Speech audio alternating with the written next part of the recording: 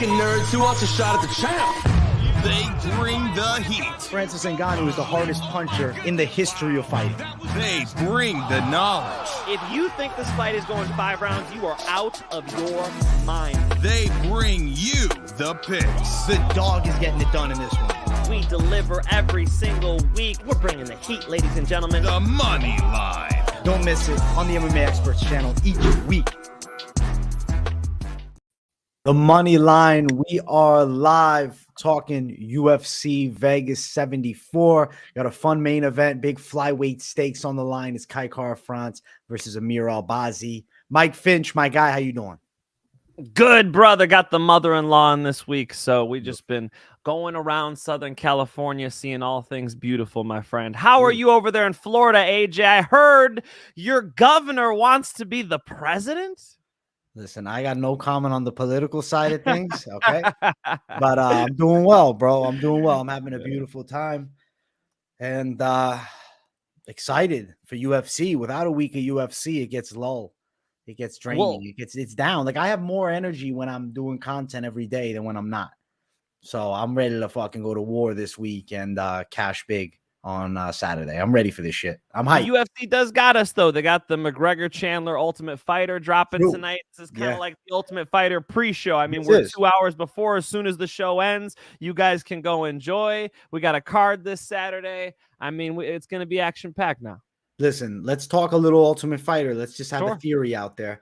I think this episode, do they release the date for the Conor fight? I'm going to say no. I don't think that they do. But I would like to see maybe like somewhere during the season, they'll just randomly drop like when the McGregor fight's happening. I don't know. Are they going to maybe air it on the show? I don't think they have it booked, dude. They definitely Conor's got to be taking drug tests for 6 months and all these different lines of red tape. You know, Conor keeps talking about how eager he is to come back and be active, but he hasn't shown that as far as like licensing is concerned. You remember when he wanted the Floyd fight? He got licensed before any of the talks even started. Just like, hey, I'm serious, you know? So if he really was ready to come back, I think he'd be already in the drug testing pool. No? No, I guess you're right. Yeah, maybe he's waiting it out. He's getting his shit all set up so he's ready to go as soon as possible. I don't think he's doing 6 months. I think they might cut it down, give him an exemption like a McGregor 3 months. McGregor exemption? Yeah, he's special, huh? Come on, man. Come on. Holy shit. I'm sure everybody else is going to like that. You remember when Mark Hunt sued the UFC because of the Brock Lesnar thing? Is this going to be the Mike Chandler lawsuit? Is that what's coming next? Mike Chandler, he's not going to say nothing, bro. Mike Chandler doesn't mind. He's getting the biggest payday of his life. I don't think he cares. He'd say eliminate USADA. He's still fighting Conor. And honestly, he wants USADA out too. He wants USADA out. 185. You'll do what you're told. I'm ready for it, though, man. Let's see what happens between these two savages tonight. I don't know. I think the show is going to be probably the intro show like previously. Just what I don't like is that they're not doing like a fight to get into the house. I don't know. I was always a fan of you get to see the guys fight first episode and you pick them from that. I thought it was cool.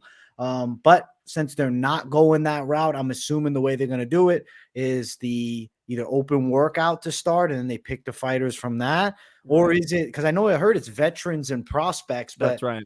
Are they got to be scrambling the teams? Like, I don't think you do one veteran team versus one prospect, because immediately after you get out of, you know, the opening preliminary round, anybody could fight anybody. So I thought that's what I saw, brother. I thought that during that preview show, did you watch on ESPN Plus, the preview show, that Dana was explaining that whoever got the coin toss gets to decide. You get the entire, you know, weight class of the prospects or the the vets. Cool. That's what I thought. What the fuck? I like when they pick the guys, man.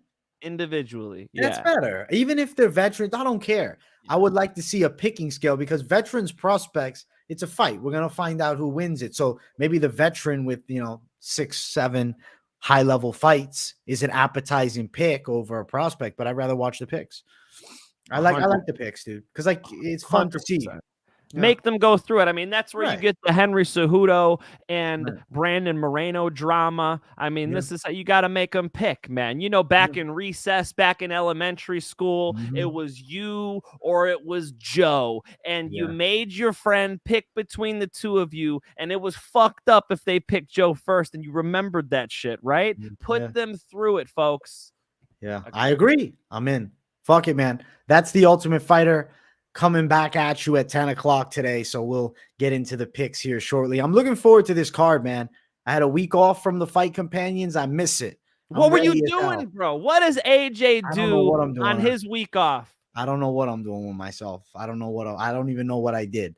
I have no clue. I don't know. I was losing my marbles, maybe. You know, I'm going nuts. Without the fights, I'm just freaking losing shit. You know what I'm saying?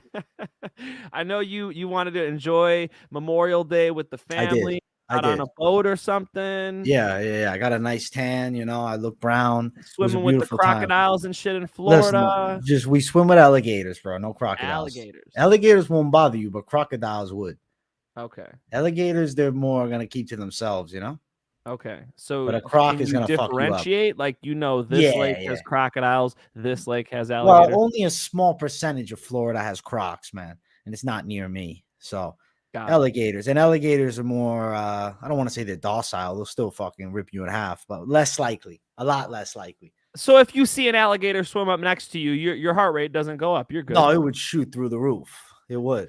So you hope that doesn't happen to you, but realistically, they don't. They keep to themselves. They're more hidden away, and like if you're going through like marsh, like like swamp marsh, like if there's a river and then there's marsh, if you want to play around in there, maybe that's where you're gonna get attacked. But realistically, the alligators are hidden there, or maybe they're underwater. You don't even know they're there, but they're not bothering anybody. Problem with me is I don't even know what the different, like if I saw an alligator, I couldn't differentiate it from a crocodile. So I was in Mount Dora, Florida, and I went out to the lake and I saw this enormous dinosaur laying out on the pier. And I was like, man, I'm good on this state, bro. You can keep it, dude. I wouldn't run up to it. I wouldn't. You know they can run, right? Yeah, but they're not gonna chase you down unless you're just their prey, that you're fixated. If you fucking around too much in those lakes, but in like a big river, it's a lot less. Like a little lake, you playing around in ponds, all right, you're in trouble. A little swamp, but a big river, man, you're probably not gonna fucking run into one. There's a lot going on. Alligators are not looking for big commotion. Oh, there were people out there fucking water skiing and stuff on this lake. They don't care. Big ass dinosaur laying on the fucking dock, you know? Listen, you just can't be the victim, bro. Isn't that the rule for life, man? I like it. Look, I'm just saying everyth's alive in Florida. Kind of fucked up. You know, we don't have any mosquitoes. My dad was coming over. He's like, you should get a bug net for your back porch. I'm like, what bugs? We don't have bugs, bro. Really? This is not. It's just different out here in the desert. It's actually pretty nice. Listen, the Cali taxes also cover the fucking the animal safety. Yeah, bro. Look, what can I say about that, man? Other than that sucks. Yeah, they tax the fuck out of us. Not a huge fan of the government. Although I must say that I saw an image of where I live. It showed Orange County and it showed the whole state of California. It circled Orange County and it just said Florida. And I thought that's perfect. That's exactly what this is. So for folks who are always bringing me you live in California, you like the homelessness, you like this, you like that. You guys don't know about Huntington Beach. Huntington Beach is gangster as fuck.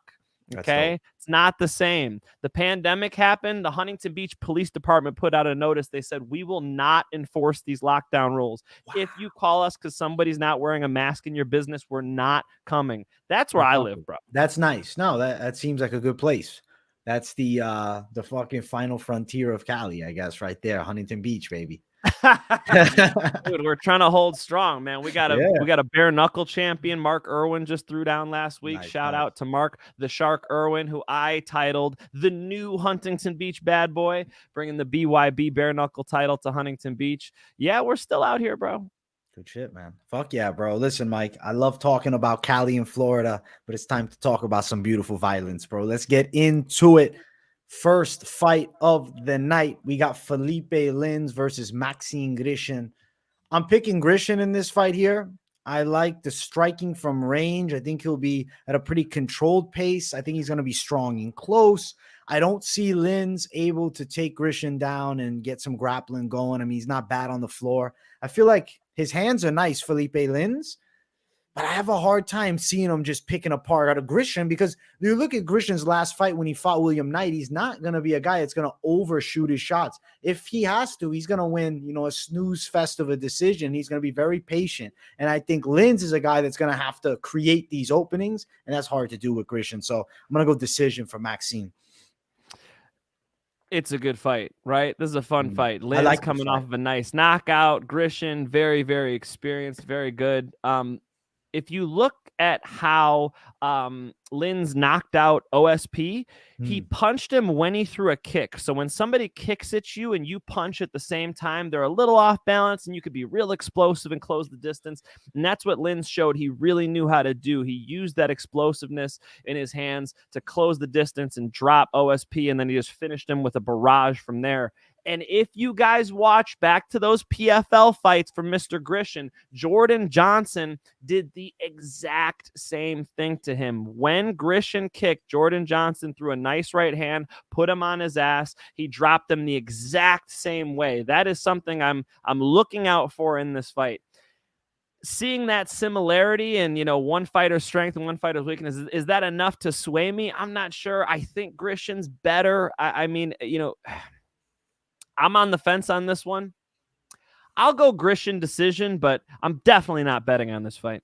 Yeah, it makes sense. Betting side is not all that appealing to me either. The odds for this one as of right now have Linz, though, the plus money side at plus 108, and then Grishin at minus 128. So very close lines, and it's a competitive fight. Now, Mike, I'll say something. If you think there's a chance of a Linz knockout, you're getting huge plus at plus 500. So I just wanted to mention that to you. Got you. Justin Villegas talking shit about Huntington Beach in the comments. I can't believe I'm reading this shit right now. We're supposed to drop that topic, but anyway, it's Huntington Beach. He can't. We're leaving him out. Look, I think Linz has a chance to knock him out. AJ, I think that's live. Yeah. I mean, I think that's 100% live here. So I'm gonna stay away from it personally. But him at plus money, pick him by knockout. I mean, is it worth a $5 stab? Maybe. Grishin's the better all-around fighter. I mean, I think he looked pretty good in his last couple. He's getting up there in age, AJ. He's not a spring chicken, bro. So, what, 39? Right now, he is, got it right here, 39, yeah. Linz at 37, but those 2 years make a big difference. It could. I mean, everybody's prime's a little different, right? You get guys like who, I think hit their prime in their late 20s, and you get guys like Randy Couture who are whooping ass in their early 40s. So it depends on styles. It depends on how you take care of yourself. So Grishin looks good. You never know when that next fight's going to be, though. So caution tape on this one. Grishin, the pick for us both. But, lacking desirable betting spots, I'll say. Next fight on the card, we got Luan Lacerda and Damon Blackshear. So when I did my early prediction previously, so what is that, over a week and a half ago, I was leaning the Blackshear side, and then revamped the picks, ended up going towards Lacerda for a couple of reasons. I did want to dig into this fight deeper. And when I dug into Lacerda, I was like, you know what? I want to check out the social media. What I like is he's at the Performance Institute. I see guys training there. I'm like, yo, you're taking advantage of what the UFC gives you. And that is literally an institute of straight fucking high performance athletes. It is super professional, and I think they have amazing nutrition there, trainers. And who's he working with? Sparring Cody Garbrandt. That's a guy with nasty hands, regardless of, we can flame Garbrandt for the lacking chin and whatnot as of, recent years. When Cody's on point, he is one of the best boxers in the UFC bantamweight division, maybe all time, maybe MMA period. He's got nasty hands. So seeing him working there, and then I'm looking at Blackshear, and his chance would be with the punches. I think Lacerda is a superior grappling technician, though Blackshear's got a black belt. And I also like the team. Nova Uniao, Lacerda, also Aldo, training partner. That's a factor in this fight for me. I don't know. I just feel like I expect him to look better than the Stammen fight. And he's fighting a Blackshear who, when you look at any opposition that it shifts the corner to UFC caliber, he loses. So I'm gonna go with Lacerda to win this thing. Blackshear's, he's probably a better striker. Yeah. I'd say a bit better. I'd say he's at least with the punching. Lacerda can kick a bit. Yeah, the problem is Blackshear doesn't have power, man. Right. You know, yeah, Blackshear had makes some mistakes too. I don't know if you remember DC roasting him on the mic. He was getting taken down by Farad. I'm gonna fuck up this last name, Basharat. Farad Basharat, and he lost the decision in that fight partially because of the fight IQ. He was sort of needing a knockout and not going for it. He shoots a takedown, you know. So there's some issues there when you're betting on a Blackshear, but I think he's more well-rounded. I mean, I think he might have 2 out of the 3 aspects. I think he might be able to sort of win rounds on the feet and be hard to take down for Lacerda. So Lacerda sort of needs it on the floor. I mean, he's really good on the floor. Tons of submission victories. Is he going to get it there? I don't know, man. Close fight. I'll go Blackshear, but Lacerda's live and could win by submission, but he needs to get it there. As far as the betting side of this one, Lacerda at -145, Blackshear at +128. The money line side is what would be appealing more so, but I think going over 2.5 rounds, there's a fair chance. Even though Lacerda's got nice jiu-jitsu, and I do think he'll be able to have advantages in the grappling, does he get a Blackshear out of there? Tricky to say because Blackshear's got multiple losses, never been tapped before. I look at method of victory prop here. Lacerda to win by sub at +250. I just think that's undervalued for the difficulty that Blackshear has shown to be resilient in his submission defense. So I just feel like I'm gonna go Lacerda to win it. If I go play it, I'm not yet, but I would just money line the pick here. Blackshear's dog money though, Mike. So if you are going money line, you get a nice plus on Damon Blackshear.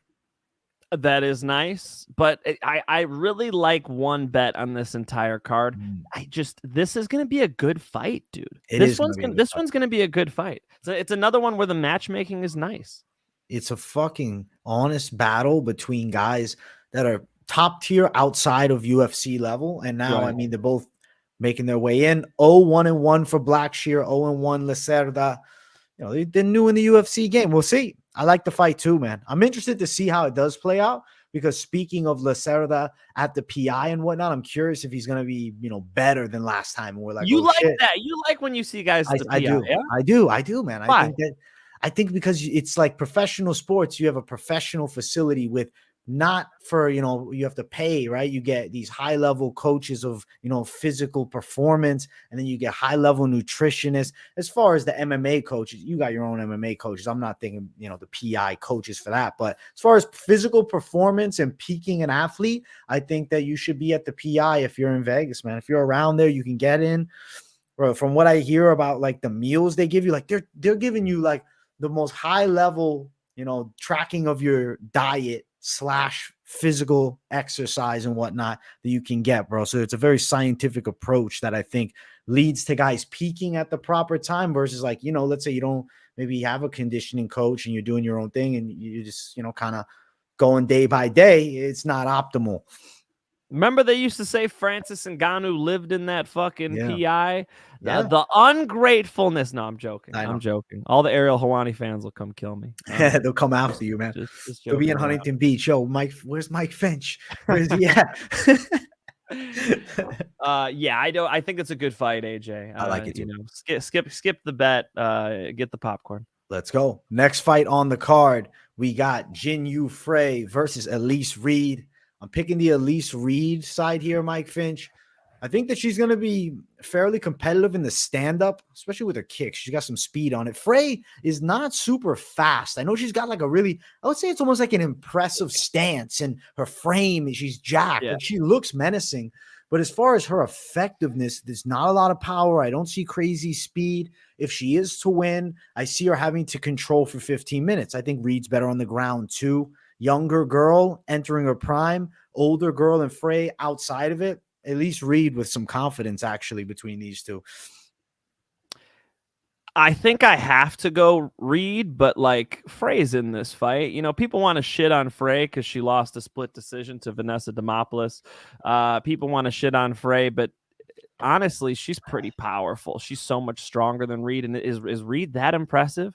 I am not impressed by her performance. I mean, you know, like she's very evasive. Reed is very evasive, but you know, she's better on the ground, but can she get it there? Can she take Jinh Frey down? I mean, say what you want about Jinh Frey, pretty decent takedown defense, you know, physically stronger of the two women, you know, roughly the same height, and she's got, you know, probably more pop on her shots. She could box a little bit.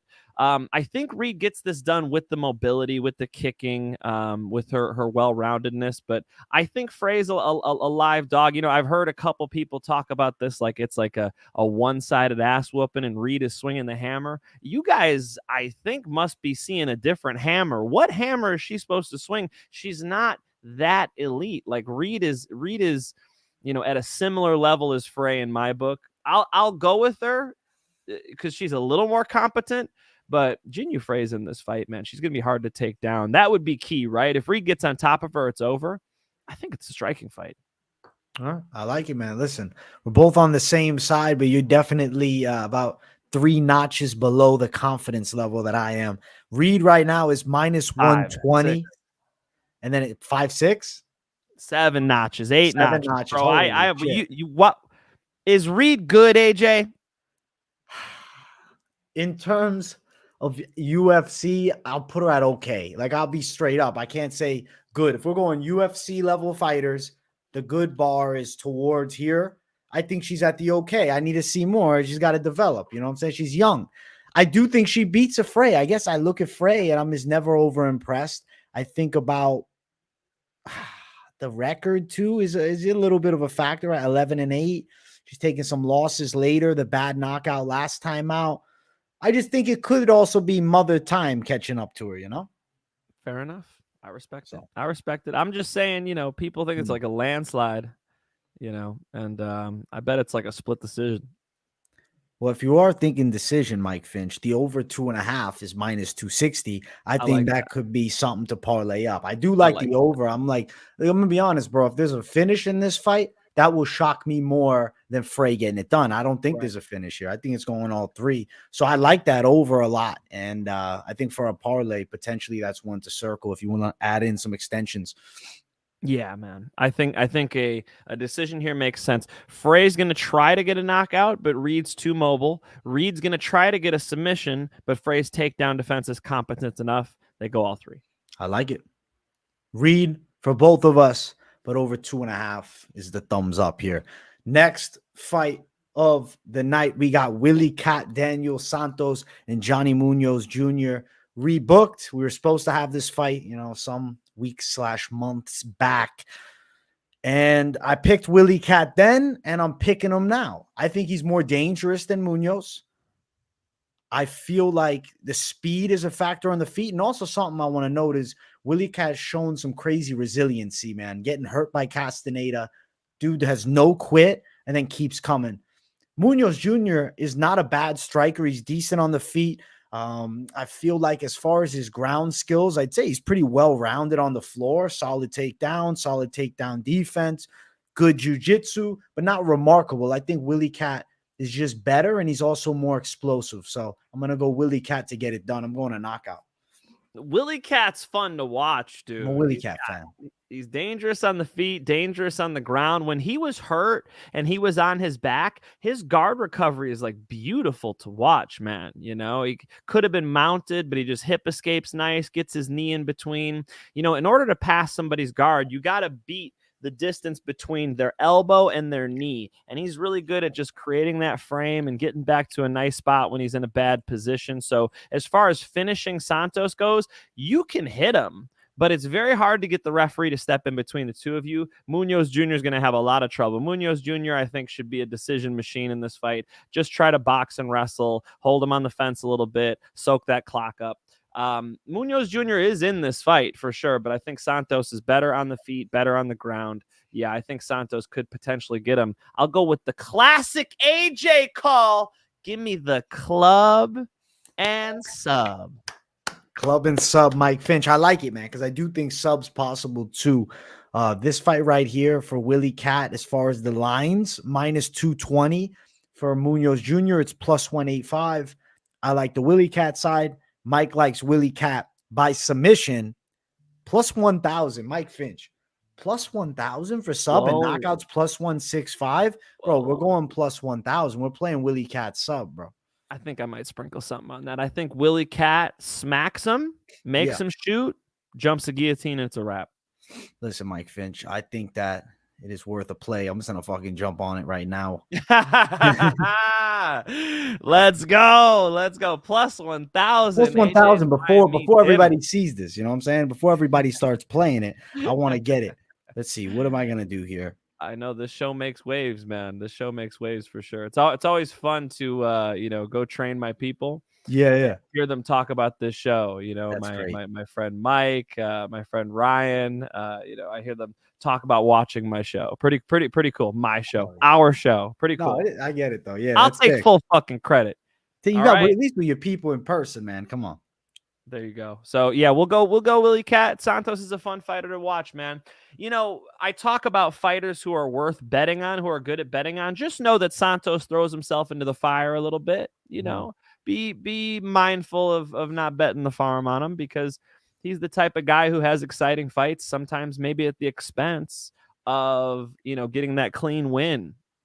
Willie Cat's one of my favorite prelim fighters right now. I remember when he came up and fought Arce, I picked him over Castañeda. I'm picking him here. So I'm picking Willie Cat every time out, man. I believe in him. I believe in the team, and I feel like good potential on the 28-year-old. So I'm excited for this sub. Munoz Jr. though, right? He's good tough. Fight. He's a good fighter. Munoz Jr. is a good fighter, and it's going to be a difficult fight for Willie Cat. But if Willie Cat can get the hands flying, Munoz been out before. I think he could definitely get subbed. I just think Willie Cat's more vicious, man. He's the more dangerous fighter. Pick'em MMA's with him. He's got a little parlay going with Santos in it. Good for you, brother. Good luck. Nice picks. We appreciate that, Mr. Miranda. Yeah. Thank you very much.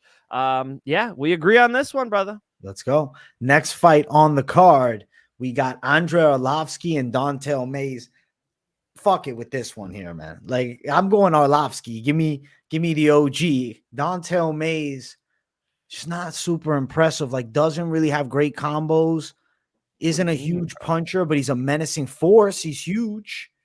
But Pitbull Arlovski, I would say the way better technical fighter, 44 years of age, just got beaten up by Lima last time out. But granted, Lima's pretty good, man. Yeah. Lima's tough. Yeah. Lima's another level than Don'Tale Mayes. And you look, Arlovski is beating Don'Tale Mayes level guys before the fight against Lima. So, okay, if he can't get past the Mayes, I think that's when we know it's over for Arlovski. So I'm going to ride with the Pitbull to beat Don'Tale Mayes. I don't think he's fallen off this far yet. And at 44, it could happen right now. This could be it, 100%.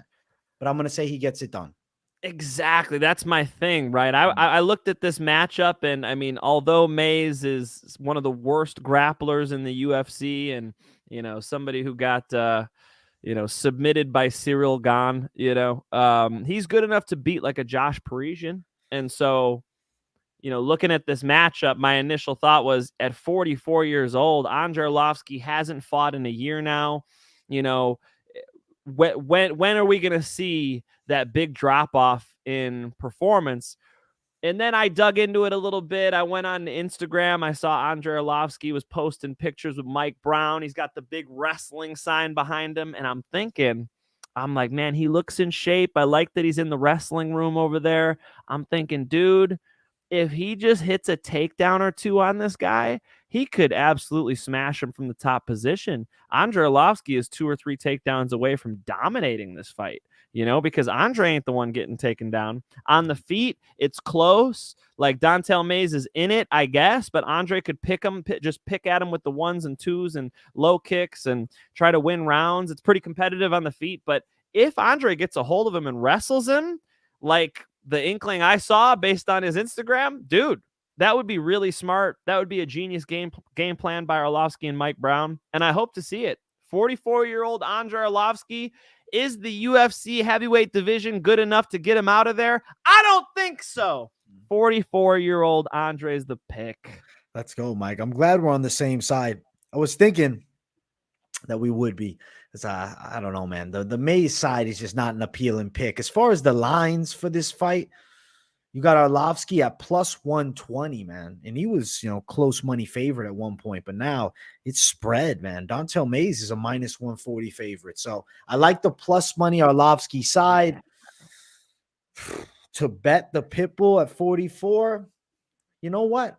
I don't think you're crazy because this is a winnable matchup right here. And it's not like Dontel Mays has shown fight-stopping power. He doesn't have heavy hands. Now, if he hits you, yeah, he could knock out somebody. But it's not like he's putting together these knockouts. Aaron's asking if the over prop is decent on this. I think so. Justin Villegas, Arlovski makes me want them to bring back Mark the Hammer Coleman. Hell, everyone from the past. Brock, Ken Shamrock, and Hoist. Okay, chill. On the Mark Coleman one, though, do you remember when old Mark came back and beat Stephan Bonner? You remember that? Yeah, that was pretty crazy. It's a big upset. The heavyweight division, the big guys, they haven't the skill gap isn't as big as these 155ers. You know what I mean? Like the other divisions have just really, you've seen 2023 MMA sort of completely separate itself. In the heavyweight division, it's just not the case. I think just in general, heavyweight divisions are gonna be less likely to have the technical precision. Like even if you go across to boxing at heavyweight, I mean, obviously Tyson Fury's incredible and like the top guys. But if you look at, decent tier heavyweights in MMA or boxing, they're not looking like the same as a decent tier, 145er in either sport that just is like, wow, this guy's fucking got crisp shots. Everything's so flow. They're going to rely on those, big power shots. You can maybe use your weight against your opponents. If we're in MMA, you got a decent clinch game. Let's say you got an all right takedown. A lot of these guys, they don't have great wrestling. So if you got some decent skills, you can be a super limited heavyweight and make it fairly far. But when you do break into the top 10, that's where the creme de la creme lies across. And, those guys are fucking absolute animals. But outside of there, I think Arlovski can do his thing with a guy that's probably top 40, top 50 in Dontel Mays. He should be able to. And if he can't, I think Arlovski needs to, maybe step back. I wouldn't mind Arlovski if he did lose this fight, even trying, just going a straight boxing or something like that to, go like Gamebred FC. But I think that Arlovski beats Mays. Yeah, a good point, because there are the Tom Aspinalls of the world who make who do make you see, okay, these heavyweights are better. But then you see fights like John Jones and Cyril Gane, and you go, God damn, how much better am I sitting behind this computer screen at jiu-jitsu than Cyril Gane? This is crazy. This is crazy to watch in the UFC in 2023, that somebody is almost incompetent in certain areas, right? So, when like random, I could pick, a random 155er, a random one out of some organization. Let's say 10 wins, 10 losses. Guarantee you his ground game is way better than Cyril Gane's. It's just like, there are some big holes in the heavyweight division. And, when you dig into it, you'll see that even in the top 10, which is crazy to just a pushback, even crazy in the top 5 to see it, right? That's why I use the Cyril example, but you'll continue to see it. I mean, Derek Lewis, I don't want to shit on the heavyweights all day. What I will say is that AJ's right. Dontel Mays is not even in that realm of heavyweights. And that's the type of guy Andrei should be able to beat. My thing is, you just never know when the 44-year-old's going to look like he's 44. So just be mindful, be cautious, consider that. I think Andrei should win this fight on the feet, and especially if he gets on top of him. Agreed. We're going the Pitbull, Andrei Arlovski at plus money for this one. Next matchup on the card, we got John Castañeda versus Muin Gafurov. Love that Gafurov is jumping in on short notice. Listen, I'm picking Gafurov to win this thing on the short notice call. I feel like I look at the grappling skill set and I think of John Castañeda's style, and I'm like, man, I could see Muin taking him down. I can see Muin controlling against the cage. But then we get in the stand-up. Muin Gafurov, I do feel like he wings his shots a bit to try to set up takedowns, but he can be crisp. I mean, the spinning back body kick knockout last time out to the liver, that was pretty fucking nice, regardless of his hands a little bit wide with strikes before that. Castañeda is definitely the better pure boxer, I would say, of the two. But I could see Gafurov threatening with takedowns. I'm going with the OV, man. I got to go OV. You know, very rarely am I going against the OV in this one. There's a lot of OVs on this card, though, so I might have to at some point, but not this one. I'm not surprised, motherfuckers. AJ went with the fucking OV. It's on brand, AJ. Very on brand of you, my friend. Look, Castañeda is a much better boxer. When Gafurov whips those shots at him, he's very counterable. And especially on short notice, if he gets a little tired in that third round, Castañeda might put a pop, pop, pop, pop, might give him the 3-piece in the soda.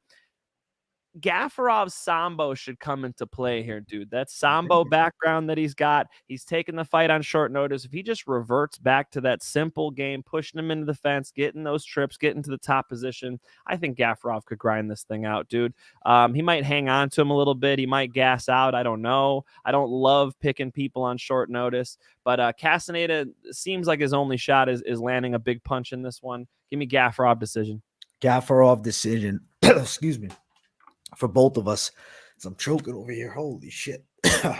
Damn, AJ didn't even rip the bong and he's over there choking. What's going on, bro? Are you good, bro? I'm all right, man. Plus 115 for Gafurov.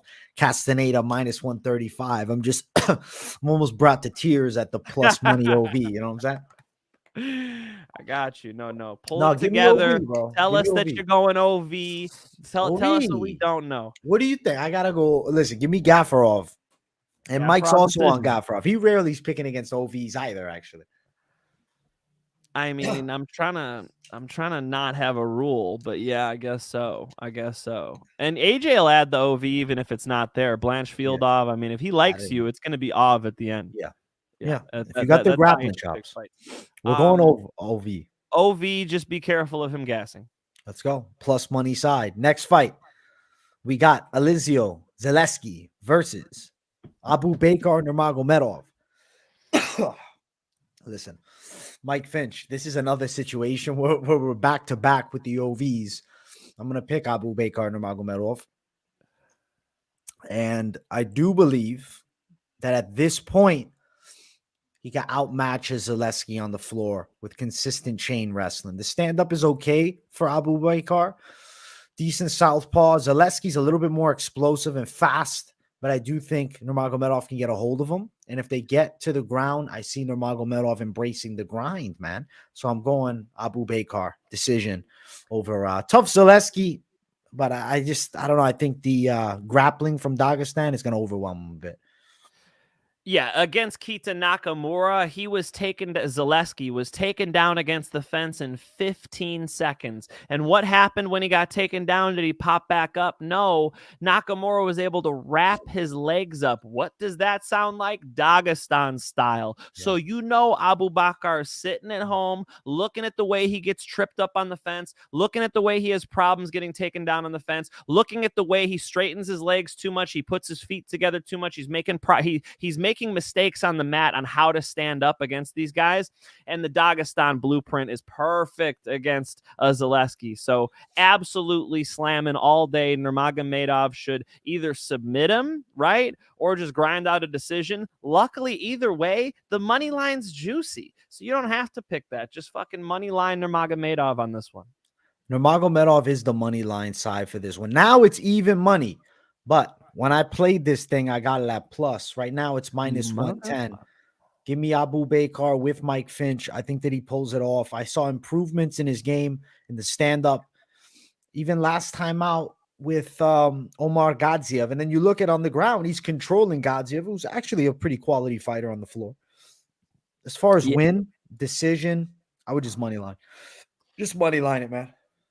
Yeah, and the comment section's right about the layoff too, so another thing to consider. I really like the Nurmagomedov money line here, especially since, as AJ just said, the odds are even, and he even sniped it beforehand. That shows you confidence, folks. Yes, sir. Listen, I jumped on that line early because I thought to myself, if I wait, everybody's going OV. I mean, it's a common thing. They're going to play. OV dog money always gets attacked heavy, especially Nurmagomedov. Even people that don't know anything about this fight, they're betting plus money Nurmagomedov.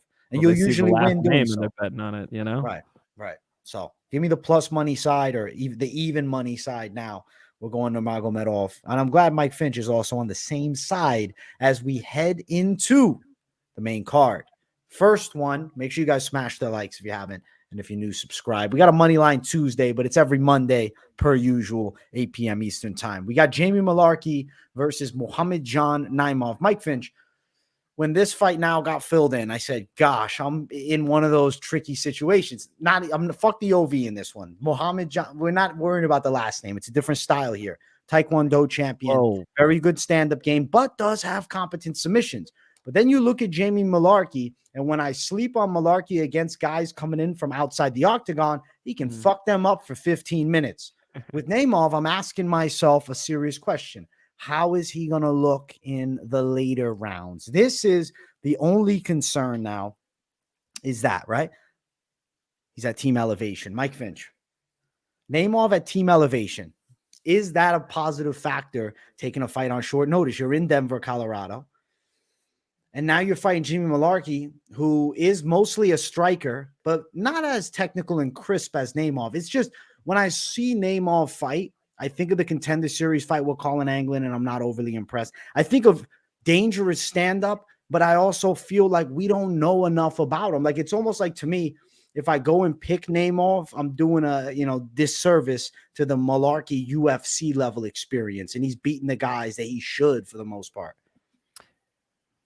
AJ, first of all, how dare you stay away from the OV easy pick? I thought you just said that was your rule, bro. What the fuck is going on? Did you say a pick first off? I didn't say a pick. I'm waiting for yours. Oh, shit. All right, fine. Because the OV is making his debut on short notice, those are two things that Jamie Mullarkey should do pretty well against, right? And he lost on Contender, too. Note that. And in his point. wins recently, let's see. We got the split decision 2 fights ago. And Michael then you Johnson. see, I mean, dude, when I see 4-3, the Dylan Schultz fight, he got a nice sub of Schultz as a grappler, but come on, man. Andreas Ponce, 5-6-1. I'm picking Mullarkey. Just, it is what it is, bro. I'm throwing some Mullarkey at you by picking against the OV when I say that I never do that. But Naimov has not really beaten anybody of note yet. And to come in against a veteran like Mullarkey, who's only 28. I know Jamie Mullarkey, his picture makes him look 40s half the time, but he's 28, bro. He's still in his prime. He looks like the bad guy. You know what I does. mean? He belongs in with the Sith. He's like a Sith apprentice. He needs a little robe right here. He's just a Sith Lord. Hollow looking dude, bro. But I think Jamie Mullarkey pulls this thing off, man. I like his striking. I have made it a habit of picking Mullarkey. Most of the time he does pretty well. The Michael Johnson split decision, the Prado fight, his last fight. So yeah, I think Mullarkey should pull this one off. Look, it's going to be harder to get off on Naimov because of the Taekwondo background, the mobility. He's going to have to close the distance. It should, make it a little harder to punch the guy. And Team Elevation, dude, I'm a fan of them. They've definitely got a good stable of guys. But yeah, UFC newcomer, we got to stop favoring the UFC newcomers, bro. I've learned my lesson on that one. And that's just another factor to make me say Mullarkey. So give me Mullarkey. I think he does it on the feet, and I think he does it with pressure, and I think he does it in the second and third round. We're breaking this fight down, though, and what would you assume the lines are? Like -200 maybe from Mullarkey? Good question, because I didn't even see the line here. Right. So yeah, I just saw him. I would think Mullarkey. And what do you think the lines are going to be? Wide or competitive? Competitive, maybe all the way up to 2-1. Bro, fuck no. -590 Mullarkey. +390 Whoa. for Naimov is what I'm saying. Whoa. Almost 6-1, bro. Whoa. That's not what I was expecting. No, it's not what I was seeing. I was seeing a more competitive fight than that. So it's not an appealing betting set. Naimov at plus money. It's just, like, honestly, the better play is if you just went at him. But I feel like Mullarkey's getting his hand raised. So you might just be burning money trying to attack a juicy dog. Fuck it, bro. If you want to play roulette, go on green, man. Maybe you hit, but there's a lot of juice on that dog. Wow. There is big juice. Man. What can I say, bro? I would say that eliminates Mullarkey from my potential bets. That's what I could say. Unfortunately, yeah. Mullarkey the pick, but betting side is ugly as fuck so far. Next fight, we got the ladies going after it here. We have Karine Silva and Ketlen Souza.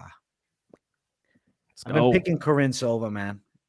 I feel like the UFC wins are a factor. I think she's going to be a bit stronger in the clinch. I feel like Souza does have some tricky Muay Thai to deal with, and she's got subs, but I feel like she's going to be at a strength disadvantage and a little bit of a length disadvantage too. So I feel like Karine Silva and her are not like it's not like an absolute one-sided beatdown, but I think Karine Silva earns her win here. But it's a fucking coin flip women's fight. I mean, you got debuting Souza versus Karine Silva, who's, she got the octagon W's.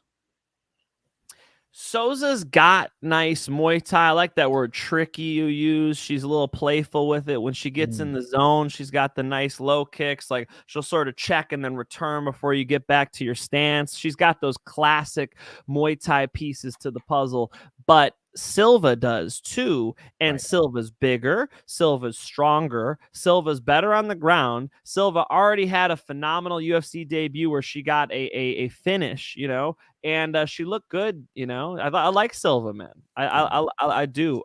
You saw when she won, she fucking cried, bro. She's taking this shit serious. This ain't no joke for her. She's one of those people where it's going to take a lot to break a Silva. And yeah, I'm impressed, man. Two Brazilians going at it. It should be fun. And Silva should just be better everywhere, especially on the ground.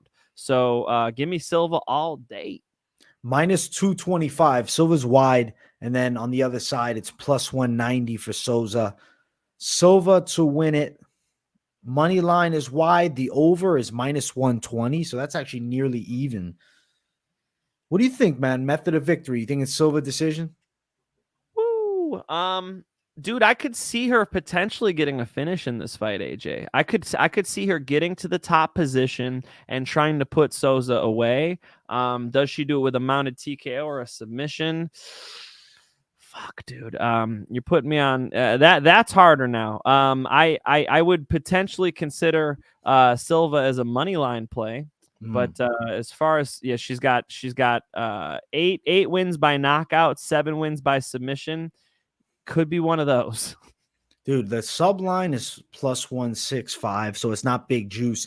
Silva's more dangerous, I think, and she's proven. That's the main thing too. Is I gotta go proven, Mike. Too. We're going for a proven fighter versus someone that we don't know how they're gonna perform when that notch gets turned up. So Silva for the win. She is more than a 2-1 favorite. But ultimately, feeling pretty solid, I would say. Give me Silva submission. Silva sub. I like that, Finch. Let's go. We're both going Silva to get things done with this matchup here. Let's run to the next one. Fight between Tim Elliott and Victor Altamirano. Listen, veteran savvy, Tim Elliott. I think those tricks work. I mean, he beat Tagir Ulanbekov last time out. I feel like he's going to be difficult for Altamirano to deal with. When I saw this fight booked, I said, man, I'm really confident Elliott goes out there and dominates. And I thought the odds would be a bit wider. But when I originally attacked the line, it was at minus 150, and it's only at minus 165 now. So it's really not swelled crazy wide.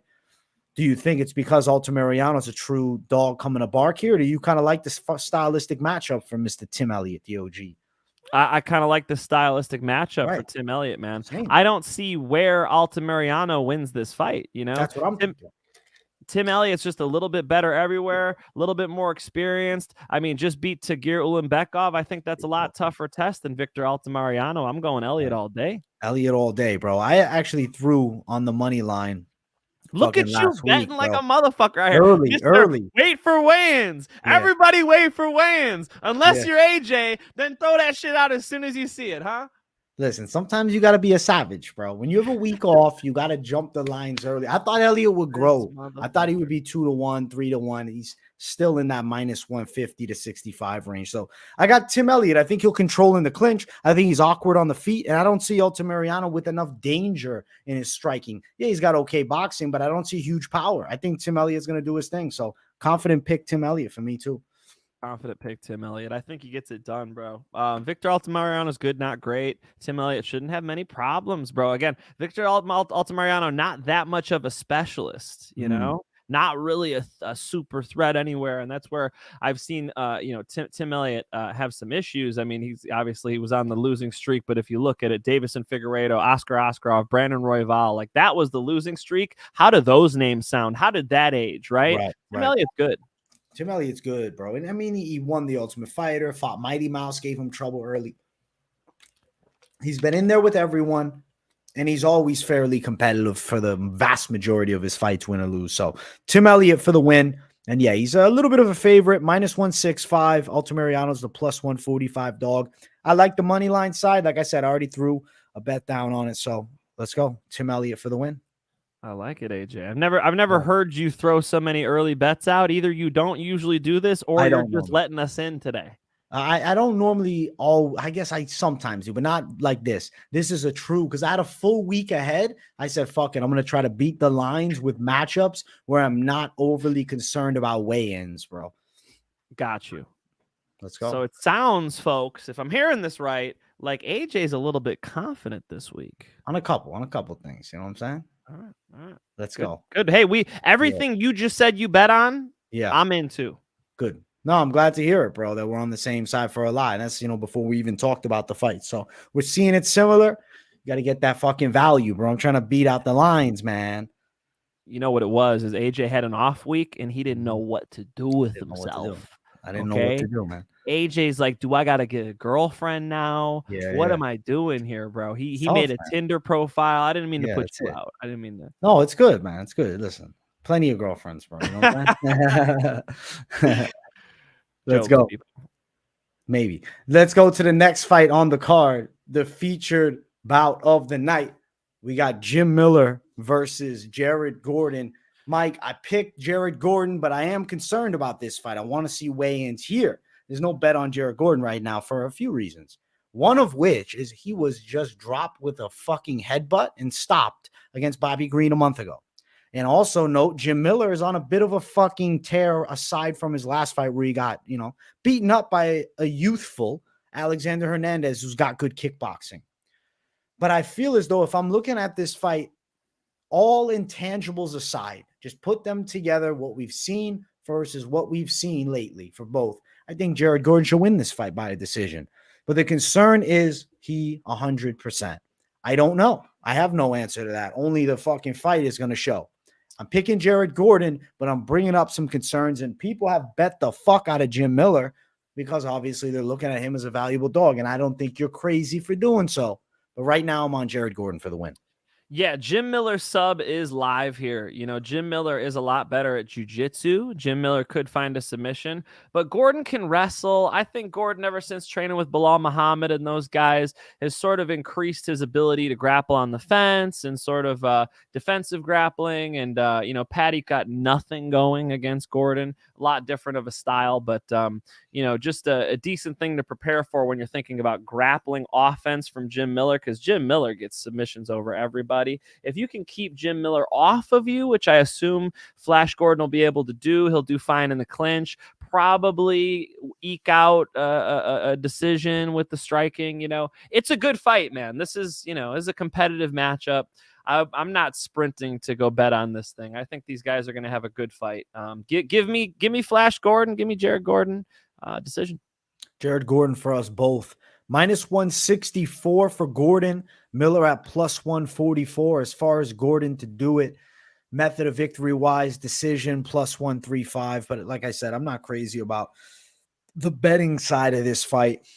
Picking the over. Good point, Aaron, in the comments. Picking the over, maybe, AJ. But what is my concern is this. What happens if let's say Gordon's not fully recovered, man? Jim Miller had some KOs, man. He got 3 people in a row out of there? Let's see. Let's look at it. Jim Miller's last 3 wins. Knockout in the second round, knockout in the second round, submission in the second round. Yeah. So my concern is if things go right for Jim Miller, I see your point. Right. That's why I'm concerned about the over. So, because I feel like the over is like more one-sided. So if I'm going to go and bet this fight and I have to throw down on something, you're forcing me to, after the weigh-ins, I'll give you my final decision. Right now, I guess I'd lean on you go Gordon, but the plus money side of Miller's appealing to me. Just, if he looks tremendous and Gordon doesn't, that could be a factor, but we'll find out. And, 2 weight cuts, not that far apart for Gordon. He's not a huge 55er, so it shouldn't be a big issue, but something to, at least consider. All right. We're back to we'll see it weigh-ins. Okay, Jay, I see what you're doing here, bro. You're keeping that live. Look, I like it. I understand it. And I do think you're actually right on this one, that it's just a harder pick to make. And good point, because you just saved me from looking at that over. That over goes if Gordon is the one in the driver's seat. If Miller's the one in the driver's seat, he might throw a bomb on him, try to jump a guillotine. Yeah, right. Miller likes to finish fights. Agreed. Let's go, bro. Co-main event time.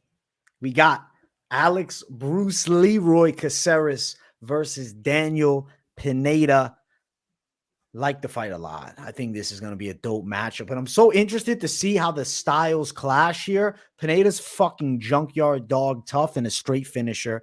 Alex Caceres, veteran of the fucking high-level game at this point. Crafty striking, solid on the floor. Patient martial artist, a guy that will find his shots well, whereas Pineda's looking to rip you the fuck apart. I think Pineda could get hurt by Caceres looking for these big strikes. Then I ask myself this: if Pineda lands a takedown, do I see him able to surmount damage / high likely like control on an Alex Caceres? I'm leaning no. I don't think that he'd be able to do that. I feel like Caceres, even if he's on the floor, as long as he is going to be able to retain guard, get back up to his feet, create space. And I think in the striking, he'll find shots. I think he's better from the mid and long range in the stand-up. And that's what I see winning this fight. So give me Bruce Leroy. But you know what? We got to say something here about Daniel Pineda, because out of all his fights, 28 wins, 14 losses, the man has never won a fight via decision. I think he loses a decision here. 0-5 on decisions. I think he's going to 0-6. I'm picking Bruce Leroy. I've picked a lot of decisions on this card. Honestly, I think Alex Caceres could head kick him, dude. Just set him up from range, keep trying to work to the body a little bit, send one upstairs. Pineda, like you said, a born finisher. I do think he wants a takedown in this fight. He's the physically stronger of the two. If he could drag Alex Caceres on the ground, beat him up on the fence a little bit, he should look for the neck if they hit the mat. So there is a potential of a Pineda rear naked strangle, but I think Alex Caceres striking should come through here. Long, rangy. You know, they break down boxing ranges. They say, this is from Goose Boxing, they say green zone is far away, yellow zones where you could both hit each other, and red zones where we're in the phone booth, we're in tight, we're in, you know, Piotr Jan territory. I think in the green zone, Alex Caceres dominates this fight. If he keeps it in that long range, he should be able to get a head kick knockout. I'm going on a limb. I picked a lot of decisions this card. Give me an Alex Caceres KO. Mike Finch going KO. I love to see it. Bruce Leroy, Alex Caceres, minus 180 as the favorite, and then it's plus 155 for Daniel Pineda. Caceres by knockout. Mike Finch, it's plus 400. Decision plus 275. There's a lot more steam on the KO. So if you're feeling what Mike Finch is seeing, you think, yo, he's got the kicks for him. He fucking dropped the Rosa with a high kick and knocked him out. Who's to say he can't do it against Daniel Pineda? Big plus money there. Big plus money there. Look at it, folks. It won't be in my parlay and lock section, but it is one I'm looking at. Let's go. Bruce Leroy, Alex Caceres, both of our picks for the co-main event. As we head into the main event of the evening, make sure you guys smash the like button. And if you're new to the channel, subscribe. We got Kai Kara-France versus Amir Albazi for, you know, the one fight away from number one contender fight, maybe for Kai. But I mean, Albazi with a win here is in the hot seat now because he's right at the top of the weight class. Let's be real, Mike. This is a big jump up in competition for Amir Albazi. Kai Kara-France just went out there and in loss had a quality performance against Brandon Moreno. One that I feel as though he was doing damage on the feet. And aside from the perfectly placed kick to the body that ended the fight, Kai Kara-France, you know, was live as fuck throughout that whole thing. Had Moreno bleeding, is defending the takedowns. I take that as a very positive aspect. I look at Amir Albazi. Last fight, he fought a tough customer in Alexandre Costa. He stopped him. But the level jump to Kai Kara-France is massive. Kara-France is legit top 5 flyweight. I feel like Kara-France is going to be smooth as hell on the feet. I think he's going to defend Albazi's takedowns. And I wonder what happens to Albazi in 3, 4, and 5 striking. If he can't control Kara-France on the ground, he's in trouble. And note this when you dig into the lone defeat of Amir Albazi. I'm going to emphasize this. Shorty Torres backed him up and hurt him. If Kai Kara-France chooses to bully the bully, he's going to fucking beat Albazi up on the feet. And I don't think that Albazi is going to be able to get significant control time on Kara-France. So give me Kai Kara-France by knockout. City kickboxing for the win, baby. Let's go. All right, hold up a second. Jose Shorty Torres could not be more different than Kai Kara-France. Jose Shorty Torres is a wrestler. I remember the first time I ever met Shorty Torres was at a NAGA tournament, North American Grappling Association, back in like 2010. I don't know. He was a kid. He was like a teenager back then. And we were both competing in the teens divisions. I actually grappled his teammate, Angelo Prince Rivera, in the men's finals in that one. So, sorry, teens finals in that one. So, he's been a grappler his whole life. That's that combat do style they got. Those guys are really good wrestlers. And Albazi got out wrestled in that fight. Now that's a lot different from a Kai Kara-France who got submitted by Brandon Royval, who does not have great jiu-jitsu, right? Whose takedown defense looks a lot better, and he's getting out of those positions, but still was in some bad spots with grapplers even recently. So, I think Kai Kara-France has a much different skill set, and backing Albazi up might get his ass taken down, AJ. That was not the case for Shorty Torres. I think for Shorty Torres, when Albazi missed the first, second, third takedown, he went, oh shit, right? I like the wrestling of Albazi besides in the Shorty Torres fight, and I do think he gets Kai Kara-France to the ground. My issue actually is that Albazi's jiu-jitsu, his finishing ability, isn't as high level as like maybe even a Brandon Royval or maybe some of these guys who are nasty on the ground. So could Kai Kara-France get up? This thing's 5 rounds. I mean, they're going to spend a lot of time on the feet. Kai Kara-France, much better striker. And Kai Kara-France has been fighting a lot better competition. It's a solid point. AJ brought that up in the beginning. It's like, look at the list of guys they've put against Kai Kara-France. Yeah, he's got 10 losses, but in the UFC, he's gone through the fucking grinder, dude. They've given him the entire top of the division, all the most skilled fighters he's seen in there. He knows what the high level looks like. We're about to see what Albazi looks like at that level. So a tough pick for me. If you just look at the records, it's easy Albazi. If you dig into it like we just did there, man, this is a good fight. I think it's totally striker versus grappler. And when those matchups happen, I tend to lean grappler, bro. I tend to think the grapplers are going to get it done. Kai Kara-France is super live. If you guys are betting on Kai Kara-France, I'm not even trying to talk you out of it because the dude is so nasty on the feet. But I'm supposed to be impressed that he knocked out, Cody Garbrandt. Who hasn't knocked out Cody Garbrandt recently? I'm supposed to like he's coming off of an L again to the champ. But I think he's got some issues on the ground. I think Albazi's a great wrestler, a lot better than some of the competition that Kara-France has seen in the specifically wrestling department. And I think Albazi gets on top of him, dude. Give me Albazi decision. Good fight. Mike Finch going against me. He's going Albazi, but not overly disappointed that you said that because Mike Finch, if you are right, you know who Albazi's fighting next? Brandon Royval, Raw Dog. So either way, he's in that circle right now where he's fighting some straight killers. I'm curious to see it. I'm feeling what you said, though. I think Albazi, why I'm not leaning him is because he's not going to be able to get it done by submission here. I think that Kara-France is going to be able to find ways up if he is on the ground. So I'm going the opposite side. You're going Albazi decision. I just want to make sure we're on the side. You're going sub. No, I think Albazi has issues with the jiu-jitsu. Like when you just mentioned that Brandon Royval matchup, dude, I think Brandon Royval could potentially catch a neck or something, So Albazi might need a little bit more work on the mat. As far as the submission grappling side goes, as far as his wrestling goes, I mean, it's fucking tremendous. So, I would say decision Win for Albazi by the Finch. I'm going Kai by KO. We got -110 on both sides. Knockout win for Kai Kara-France. Prop is +350. Albazi to win it over the 5 sits at +300. Good main event. I'm hyped for the fight because it's high stakes for sure. And you know what time it is, Mike Finch? Lock of the night. Let's get it.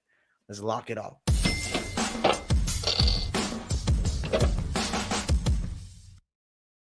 Moneyline lock of the night. Mike Finch, what are you thinking?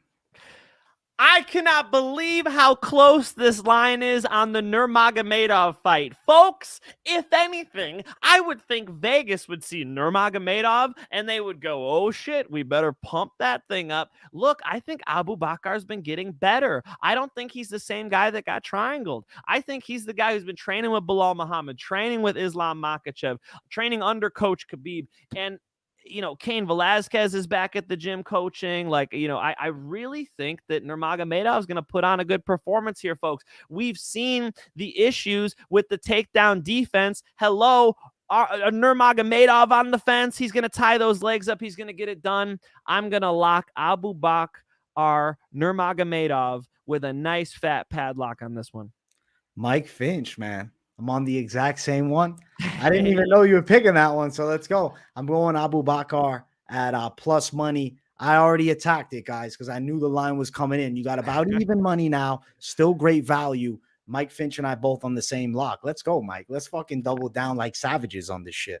Let's double down like fucking savages. Oh. Absolutely. I really like it. And listen, man, I think that I think that it's going to be a mismatch once he gets into the fence. Like once he gets the fight onto the fence, once he gets the fight onto the mat, that's where it'll really be a mismatch. Obviously on the feet, that's where we sweat a little bit. I don't think we'll spend a ton of time there, dude. Abu Bakar could maybe finish him. Just money line it.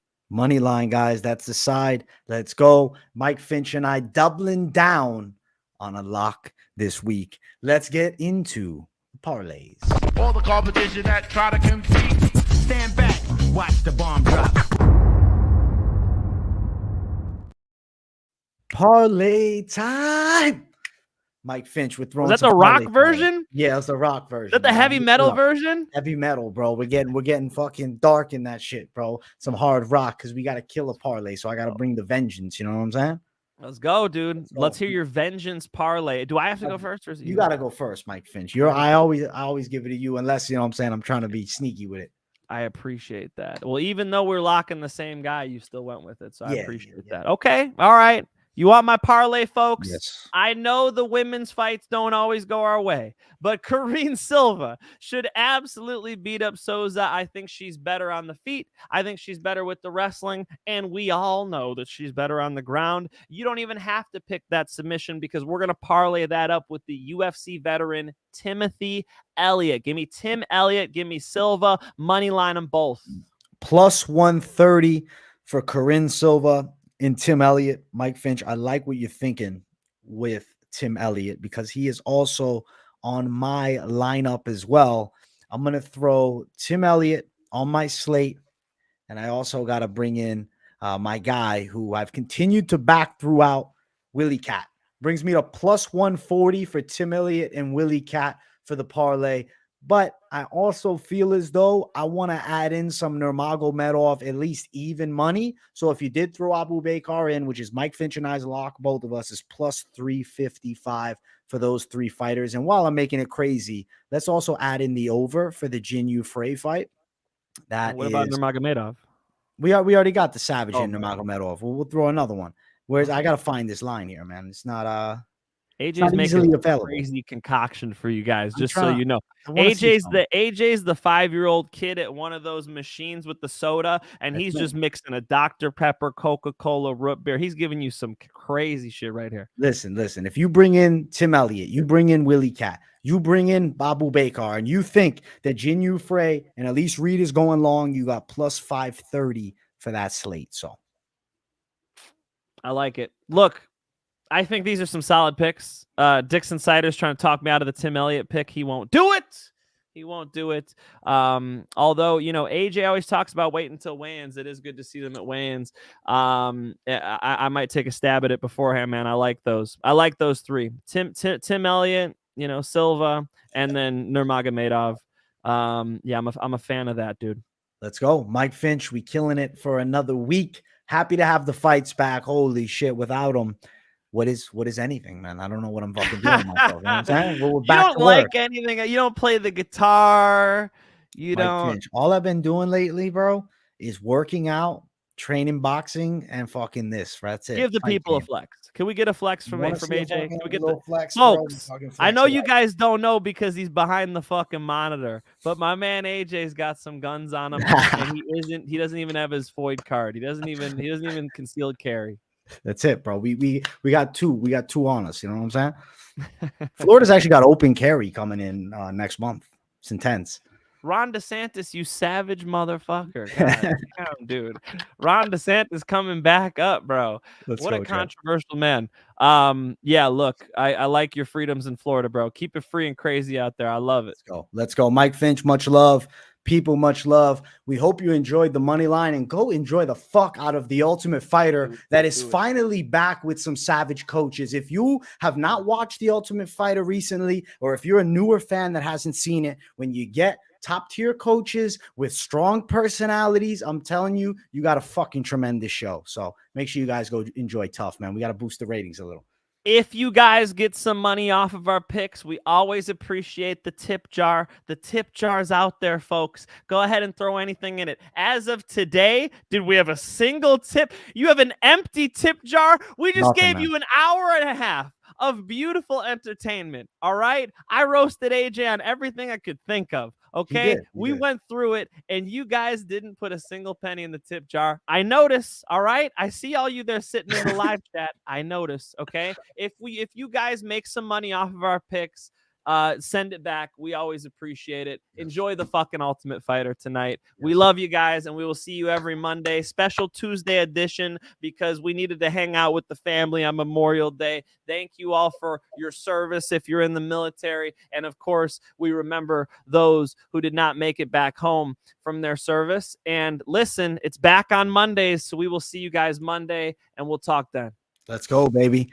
Much love to the people, and we will see you all next time. Peace, everyone.